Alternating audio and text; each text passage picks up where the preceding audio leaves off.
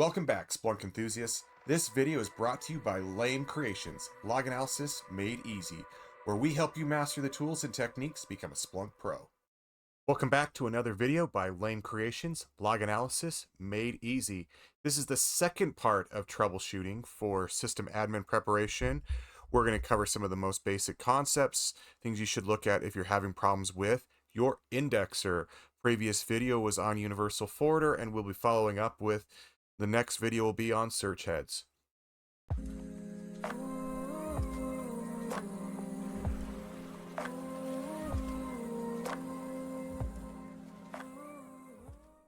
Indexers, the heart of your Splunk data storage.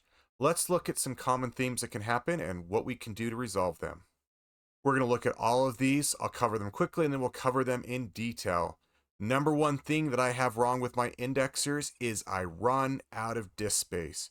If you go into your indexers.conf setting, you can do some preemptive stuff to make sure you don't run out of disk space. But if you do your math wrong or your retention stuff wrong or whatever, start ingesting more data than you expected, you can run out of disk space. Other one, the monitoring console is your friend. We're going to spend some time in there. If those don't solve it, you might have some corruption on your disk. And so there is the built-in Splunk command.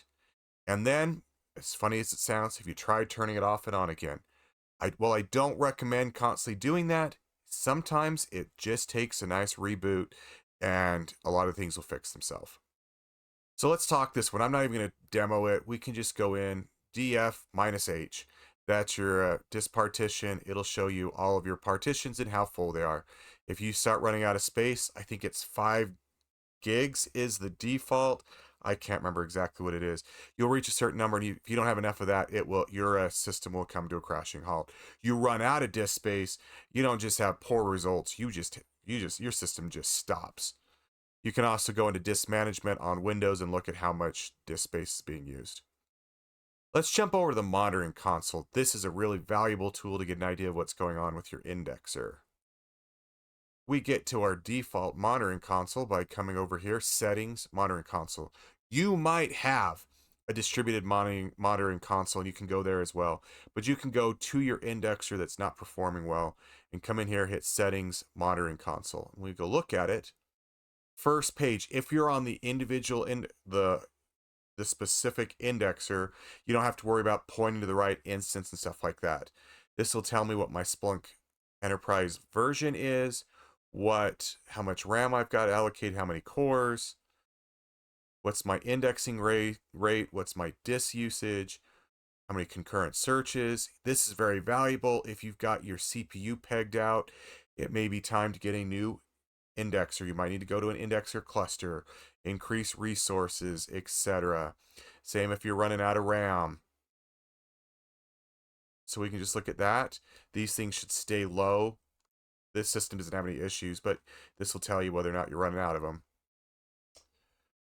I like to come over here to performance.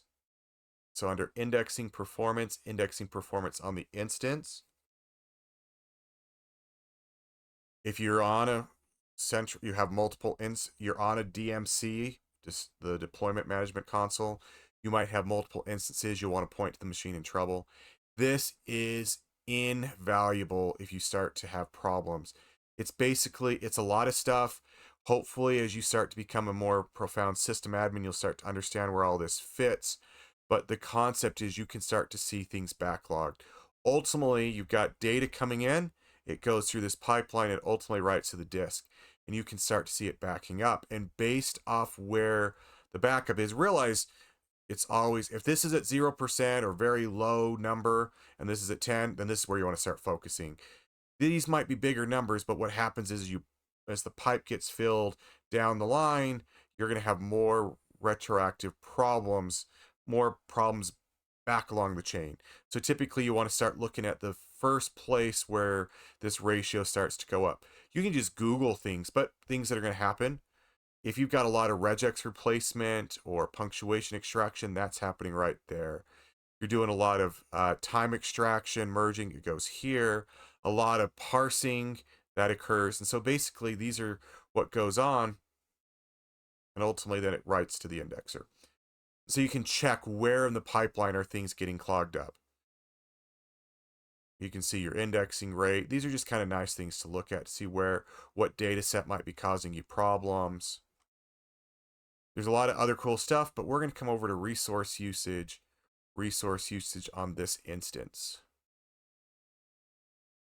We can see the physical memory, the disk usage, what's capacity, what's usage. You can see that this is very flat.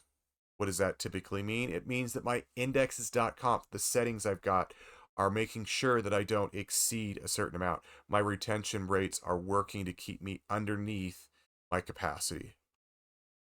We can see occasional spikes. We want to look at what are causing those and make sure they keep everything under control. I don't see anything bad here.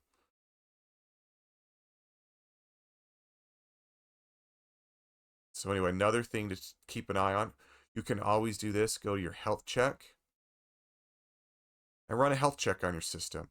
You may have forgotten to do some of the things that they want there, and so it'll come back and it'll tell you, are there any things it's seeing, and it will tell you what you should probably do to fix them if it's not healthy. So you just come in here, hit the start, or you can update your health check, then hit start, let it run, and get back the results. Let's talk about the Splunk FCSK command. This inspects and fixes problems in Splunk's index structure.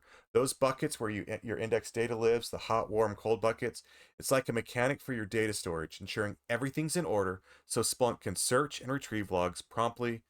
Specifically, it's going to check your buckets for their integrity, looks at the bucket metadata and the data files to spot inconsistencies like missing files, corrupted entries, or mismatched timestamps. It'll verify the structure matches, what Splunk expects, etc. It'll repair those corruptions and let you know about them. You might run the Splunk FCSK when your index is acting up. These are scenarios. Your data is not searchable. Logs hit the indexer, but they're not showing up in searches. It could be a corrupt TSIDX file, your indexer crash recovery. After a hard shutdown, some of your buckets might have got scrambled.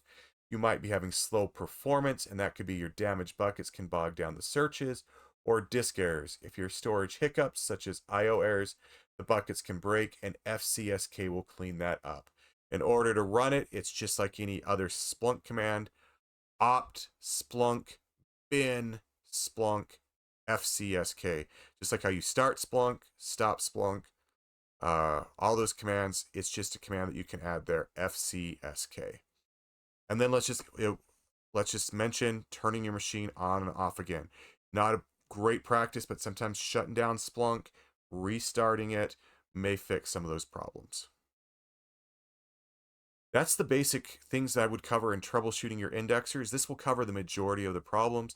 It usually comes down to resources, disk space, corruption on the disk, and then if you don't have enough disk space or you don't have enough CPU and RAM, you may need to go to a cluster or put more machines in your cluster. Thanks for tuning in to Lame Creations, log analysis made easy.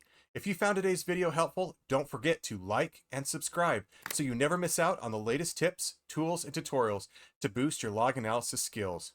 Want to take it a step further? Become a member to support the channel and gain exclusive early access to videos and exclusive focused training. Join us on Discord where we dive even deeper, share insights, and tackle questions together.